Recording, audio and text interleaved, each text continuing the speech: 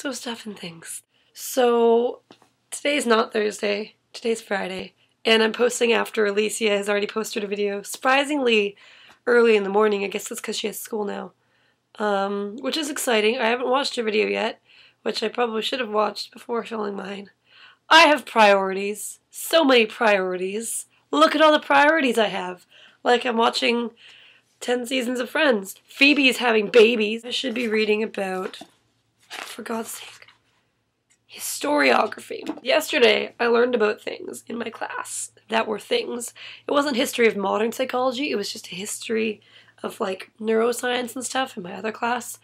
And back in the 1800s when we still believed that phrenology was a thing.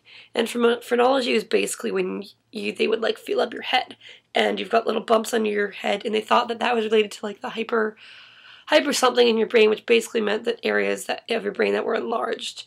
And each area of your brain corresponded to a different function or feeling or personality trait. And so they would diagnose people based on the lumps on their head.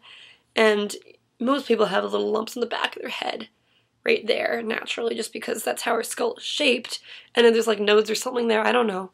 But they thought that the areas on the back of the head, like the back of the brain, was related to something to do with like sex and love. And so basically the diagnosis for like young girls most of the time was your problems are caused by too much kissing, because they had these nodes on the back of their head that everybody has. But that's the area of the brain that corresponded to that. Which was obviously not true at all, but in the midst of all this, people still believed this. This guy named Broca discovered Broca's area, which was named after himself, obviously, but basically Broca's area has to do with language and is like really important, and there's like a whole Broca's aphasia, which is related to that, which is problems with processing and speaking, and he discovered this while people still believed that there were lumps in places. But like, it's still relevant to neuroscience today and like is super important.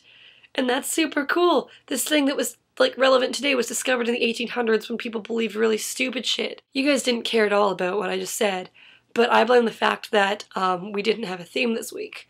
I feel the need to add as a last minute note that people seem to be rearranging a shit ton of days. So we might not be posting in the same order in the future because everybody's schedules just changed because it's a new semester. And we are 6 separated students, meaning that we're in school, therefore semesters are things that affect us. So yeah, I'm still going to be Thursday. I will see whoever in whatever order next week. I'm sorry for the weirdness of my voice. It's still not come completely back yet. I've been sick since Christmas, so yeah, things and stuff.